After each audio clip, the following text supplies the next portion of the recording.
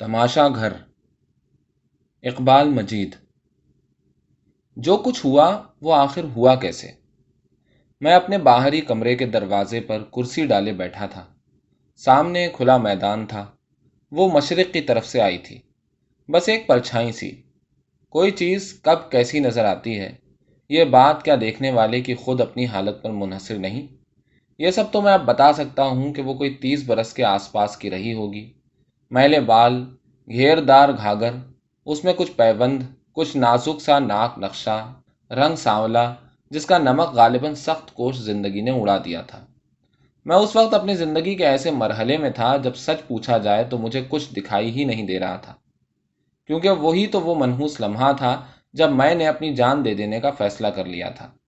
مجھے یقین ہو گیا تھا کہ میں اپنی تسلیم شدہ سچائیوں اور اپنے اصولوں کے ساتھ اس دیو قامت ڈیم کی تعمیر میں مصروف سینکڑوں عملے کے درمیان اپنی ملازمت کو نہیں نبھا سکوں گا۔ میں ایک انجینئر تھا اور ایک سسٹم کے تحت مجھے دوسروں کے ساتھ، جن میں میرے افسران بھی تھے اور معاونین بھی، اپنی ذمہ داریاں پوری کرنی تھیں۔ حیرت کی بات یہ تھی کہ میرے سارے ساتھی یہ جانتے تھے کہ جو کچھ وہ کر رہے ہیں وہ کسی اعتبار سے بھی جائز نہیں، مگر وہ اس کام کو اس طرح کرتے تھے جیسے وہ ان کی پیشہ ورانہ ضرورت کا ایک جائز حصہ ہو۔ اب یہ مجھے نہیں معلوم کہ اس معاملے میں قصور میرا تھا یا دوسروں کا۔ بہرحال اتنا تو طے ہے کہ اچھے اور برے کی تفریق کرنے کے لیے میرے اپنے کچھ معیار تھے، اور میں ایسی ایمانداری کو ایمانداری اور بے ایمانی کو بے ایمانی جانتا تھا جو مجھے سکھائی گئی تھی۔ چھوٹے قد کا ایک سینئر انجینئر جو پہاڑی تھا اور میری دلیلوں پر ترس کھا کر مجھ پر مہربان رہا کرتا تھا، کئی بار مجھے سمجھا چکا تھا کہ ایماندار رہنا دراصل ایک مجبوری ہے، اور لوگ عام طور پر ایماندار اس لیے رہا کرتے ہیں کہ انہیں بے ایمانی کا موقع میسر نہیں ہوتا۔ بہرحال بات بہت بڑھ چکی تھی۔ برے دن قریب آتے ہیں تو بچ نکلنے کے سارے راستے پہلے ہی بند ہو جایا کرتے ہیں۔ یہ بات خاصی قوت حاصل کر گئی کہ میں راستے کا روڑا بنتا جا رہا ہوں۔ پھر اس روڑے کے ہٹائے جانے کی سازشوں کے جال کچھ اس قدر تنگ ہوتے گئے کہ مجھے لگا کہ یا تو مجھے خود ہی مر جانا چاہیے، یا پھر یہ انتظار کرنا چاہیے کہ کسی دن میرے دروازے کی کال بیل بجے، میں دسترخوان پر سے نوالا چھوڑ کر دروازے پر آؤں، جہاں دو چار اجنبی لوگ میرے منتظر ہوں۔ وہ مجھے کسی انتہائی معقول بہانے سے کسی ویرانے میں لے جائیں اور وہاں مجھے ذبح کر کے اس طرح ڈال دیں کہ میری شناخت میں ہی خاصا وقت لگ جائے، کیونکہ اب معاملات کی رفتار خاصی تیز بھی ہو چکی تھی۔ ہر روز کوئی نئی ذلت، کوئی نیا بکھیڑا اور کوئی نئی وارننگ سے سامنا ہو رہا تھا میرا۔ یہ درست ہے کہ میرا باپ ہر بار مجھے خط میں کسی نہ کسی بہانے اس کثیر رقم کی یاد دلاتا تھا جو اس نے قرض کے طور پر میری تعلیم کے لیے وقتاً فوقتاً بڑی جوڑ توڑ کے ساتھ حاصل کی تھی۔ اسے یقین تھا کہ سارے مالی معاملات اب چٹکی بجانے میں حل ہو جائیں گے، لیکن ایسا تھا بالکل نہیں۔ دراصل میرے ساتھی بڑے چالاک تھے۔ پیسہ تو سب کو ہی اچھا لگتا تھا، لیکن اس کو وصولنے والا وہ خود نہ بن کر مجھے آگے کر دینا چاہتے تھے۔ میں اتنا منجھا ہوا تو تھا نہیں۔ پھر گوپال انجینئر کا حشر اپنی آنکھوں سے دیکھ چکا تھا۔ اس کو اینٹی کرپشن والے عملے نے کیسا رنگے ہاتھوں پکڑا تھا۔ تھانے میں داروغہ نے آب خورے میں اپنا پیشاب گوپال کو پینے کے لیے دیا تھا۔ وہ تو آب خورا گوپال کے منہ میں لگا بھی دیتا۔ جب 10,000 نقد گنوا لیے تب آب خورا پھینکا۔ حرام کا پیسہ کس طرح لیا جائے اور اس لین دین میں خود کو محفوظ رکھ کر دوسرے کو کس طرح سے اور کن ترکیبوں سے ذریعہ بنایا جائے، دراصل اسی عیاری پر وہاں کے سارے کھیل کا دار و مدار تھا، اور میں وہاں اپنے ہم پیشہ لوگوں کے درمیان نرم چارہ سمجھ کر تاک لیا گیا تھا۔ مجھے تو وہاں زمین پر چلتے ہوئے بھی ڈر لگتا تھا۔ میری پہلی اولاد لڑکی تھی، مشکل سے 5 برس کی ہوگی۔ انہی دنوں تار آیا کہ ڈاکٹروں کی رائے ہے کہ ولور میں دکھایا جائے، کیونکہ رپورٹ بڑی تشویشناک تھی۔ میں تو خوابوں میں دیکھنے بھی لگا تھا کہ وہ اندھی ہو چکی ہے۔ اس کے بعد بھی میں نے طے کر لیا تھا کہ میں سب کچھ چھوڑ چھاڑ کر بھاگ جاؤں گا، لیکن اب مجھے لگتا ہے کہ میری یہ بات میرے ساتھیوں نے شاید پہلے ہی تاڑ لی تھی، کیونکہ مجھے تھوڑا بعد میں پتا چلا کہ وہاں کے بڑے سے بڑے انجینئر، بابو، ٹھیکیدار اور ان ٹھیکیداروں کے زور پشت آدمی سب ایک لڑی میں پروئے ہوئے ہیں، کیونکہ کھیل کروڑوں کا تھا، 10-20 جانوں کی کیا اہمیت تھی، اور وہ سب مجھے اچھی طرح تاکے ہوئے تھے۔ مجھ تک بڑی ہوشیاری سے یہ خبر کئی بار پہنچائی بھی جا چکی تھی کہ اگر خیر چاہتا ہوں تو کبھی بھاگنے کے لیے خواب میں بھی نہ سوچوں۔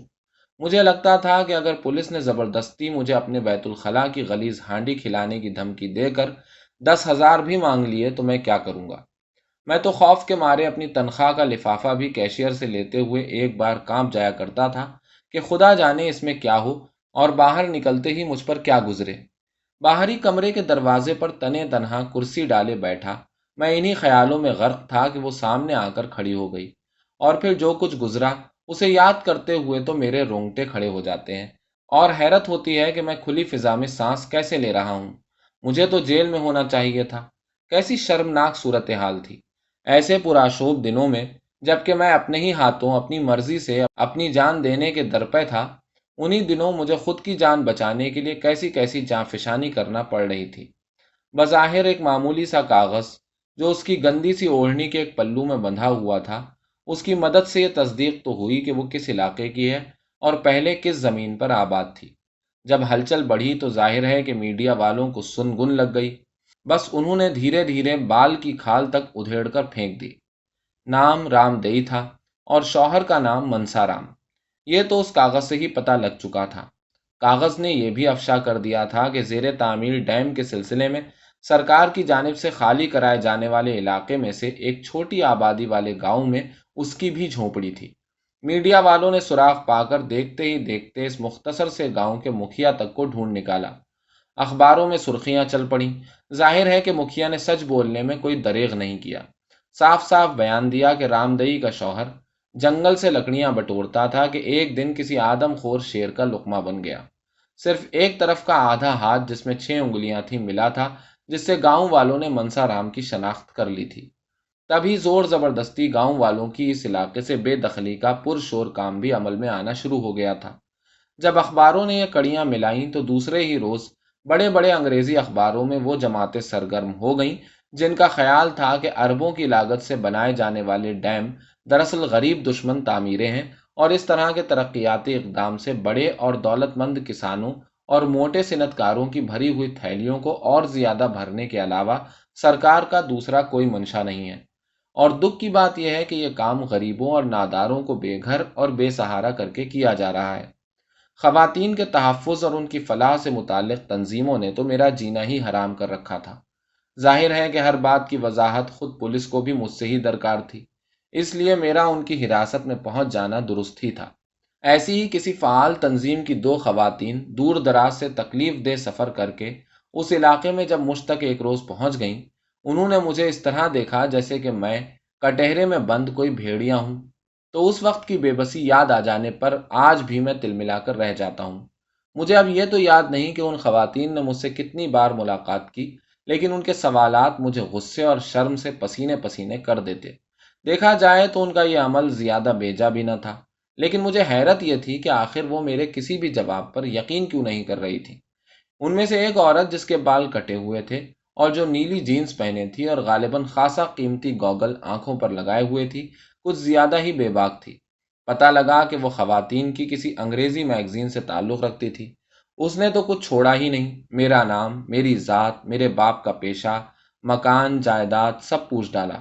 پھر اس طرح کے سوالات بھی کہ میری شادی ہو گئی ہے یا میں کنوارا ہوں، بچے کتنے ہیں اور وہاں میں اکیلا کیوں رہتا ہوں، میرے بیوی بچے ساتھ کیوں نہیں رہ رہے ہیں، اور مجھے اپنی ذمہ داریوں کے سبب بیوی سے کتنے عرصے تک دور رہنا پڑتا ہے۔ بعد میں مجھے پتا چلا کہ اس نے دوسروں سے یہ بھی معلوم کیا تھا کہ میں شراب پیتا ہوں یا نہیں، اور کیا میں عورتوں کا پرانا شکاری ہوں۔ عجیب وقت تھا۔ اخباروں میں رامدئی کی پوری تصویر، جس میں پوری صورت حال کی وضاحت شامل تھی، چھپی تو اس کے برابر میری تصویر بھی موجود تھی۔ یہ خبر سن کر میری سیدھی سادی بیوی کی نڈھال کیفیت اور اسی حالت میں میرے 1.5 برس کے بچے کو بھوک پیاس کی نقاہت میں سنبھالنے کا احوال جن لوگوں نے بعد میں مجھے بتایا تھا، اس سے میں اندازہ کر سکتا ہوں کہ اس پر کیا گزری ہوگی۔ ایک بڑی الجھن یہ بھی تھی کہ پولیس کو پورا یقین تھا کہ میرے بیانات مہمل ہیں۔ ان لوگوں نے مجھے ایذا پہنچانے کے لیے اپنا ذہن تیار بھی کر لیا تھا، کیونکہ ایک بڑے کڑوے اور تیکھے تیوروں کے ساتھ مجھ سے یہ کہا گیا تھا کہ سچ قبول کر لینے کا مجھے ایک آخری موقع اور دیا جا رہا ہے۔ مگر میری بے بسی بھی عجیب تھی کہ میرے پاس انہیں کچھ نیا بتانے کے لیے تھا ہی نہیں۔ ظاہر ہے کہ میں نے پھر وہی کہا جو کہتا چلا آ رہا تھا۔ سچ تو یہ ہے کہ پولیس بھی باہری دباؤ اور خاص طور پر سیاسی دباؤ کے سبب الجھن میں تھی، کیونکہ سرکار وہاں کے علاقے کے ووٹروں کا شمار کر کے معاملے میں خاص رخ کے ساتھ دلچسپی لے رہی تھی۔ پھر ایک پریشانی یہ بھی پیدا ہو گئی تھی کہ وہ سماجی تنظیمیں جو عام خوشحالی اور ترقی کے نام پر مجبوروں اور ناداروں کے گھر بار اجاڑنے کے سخت خلاف تھیں، ان کے دلائل کی مدد لے کر سرکار مخالف سیاسی جماعتیں بھی طوفان اٹھانے میں لگ گئی تھیں۔ ان کا کہنا تھا کہ ایک علاقے سے غریبوں کو اٹھا کر دوسرے انجان اور اجنبی علاقے میں بے سر و سامانی کی حالت میں پھینک دیے جانے سے ان غریبوں کے گھر بار ہی نہیں چھنتے، بلکہ ایک مخصوص علاقے سے منسوب ان کا پشتینی پیشہ بھی چھین لیا جاتا ہے۔ مخالف جماعتوں کے لیڈر بھلا وہ موقع کیوں گنواتے؟ حرکت میں آتے ہی انہوں نے پتہ لگا لیا کہ رام دئی کے ساتھ کیا ظلم ہوا تھا۔ بے دخل لوگوں کو معاوضہ دیے جانے یا نئے علاقے میں بسائے جانے کے معاملے میں دلالوں کی کھلی لوٹ کی انہوں نے قلعی کھول کر رکھ دی۔ رام دئی کے مفلوق الحال نابینا اور ضعیف چچا کو انہوں نے ٹی وی پر پیش کر دیا، جس نے لوگوں کو بتایا کہ وہی بے دخل کیے گئے لوگ سرکار سے معاوضہ یا زمین کا پٹا حاصل کر پا رہے ہیں، جو دلالوں کی کمیشن کی پیشگی رقم ادا کرنے کی حالت میں ہے۔ رام دئی جس دلدل کے کنارے لا کر ڈال دی گئی تھی، وہاں کی جھاڑیاں صاف کرنے میں اس کے 8 برس کے بچے کو کوڑیالے سانپ نے ایسا ڈسا کہ بغیر ڈاکٹر والے ہسپتال سے مر کر ہی نکلا، لیکن وہ تب بھی ہمت نہ ہاری، مگر جب دفتروں کے چکر لگاتی تو دلال اسے گھیر لیتے اور افسران کو کھلانے پلانے کے لیے کم سے کم 2000 روپے کا مطالبہ کرتے۔ اسی نابینا کا یہ کہنا تھا کہ رام دئی کو یہ امید تھی کہ وہ اپنے ہاتھوں میں بٹی ہوئی مونج کی رسی بیچ کر شاید کچھ مہینوں میں مطلوبہ رقم جمع کر لے گی۔ میری بدقسمتی یہ تھی کہ بعض پرس کی ابتدائی منزل میں ہی بات اس قدر گنجلک بن گئی کہ پولیس کا مجھ پر سے شک ہٹا ہی نہیں۔ اب میں بھی پولیس کو کیسے سمجھاتا کہ رام دئی میرے پاس اس وقت رسی بیچنے آئی تھی جب مجھے اپنی دنیا میں ہر طرف اندھیرا ہی نظر آ رہا تھا۔ میرے لیے انہیں یہ سمجھانا مشکل تھا کہ جو پیشہ اختیار کرنے کے لیے میں نے کیسی کیسی پریشانیوں کے بعد ڈگری حاصل کی تھی، اور جس کے علاوہ میں کوئی دوسرا کام یا پیشہ اختیار کرنے کے لائق ہی نہ رہ گیا تھا، وہی پیشہ میری جان کا دشمن بن گیا تھا۔ مجھے نہیں معلوم کہ یہ قول کہاں تک صحیح ہے کہ آدمی بس کسی خاص لمحے اور کسی مخصوص ذہنی دباؤ کی حالت میں ہی خودکشی کر سکتا ہے، ہمیشہ نہیں۔ بہرحال اس وقت مجھے کچھ بھی دکھائی نہیں دے رہا تھا۔ ہاں، اتنا ضرور تھا کہ رام دئی کے ہاتھ میں رسی دیکھ کر ایک بار مجھے یہ ضرور لگا تھا کہ قدرت بھی شاید خود میری مدد کر رہی ہے، لیکن میں نے اس کے ہاتھ میں جو رسی دیکھی تھی وہ زیادہ موٹی نہ تھی، تو میں نے اسے کہا کہ مجھے ذرا مضبوط رسی درکار ہے۔ یہ سن کر اس نے تیزی سے رسی کو ایک اسٹول کے سہارے کمرے کے چھت کے کنڈے میں بھی ڈال دیا اور نیچے سے اس کے دونوں سروں کو باندھ کر ہاتھوں سے جھٹکا دے کر مجھے رسی کی مضبوطی کا بھروسہ بھی دلانا چاہا، مگر میں نے رام دئی سے صاف کہہ دیا کہ رسی اتنی مضبوط نہیں جیسی مجھے ضرورت ہے۔ لیکن رام دئی کچھ مایوسی کے ساتھ مجھے ہر طرح سے رسی کی مضبوطی کا یقین بھرے ہوئے گلے اور رندھی ہوئی آواز میں دلاتی رہی، مگر آخری بار اسے خریدنے سے منع کر کے اور اس سے پیچھا چھڑانے کی خاطر میں باہری کمرے سے اٹھ کر اندر باتھ روم میں چلا گیا۔ تھوڑی دیر بعد یہ سوچ کر کہ وہ چلی گئی ہوگی واپس آیا تو غصہ بھی آیا کہ وہ گئی نہیں تھی۔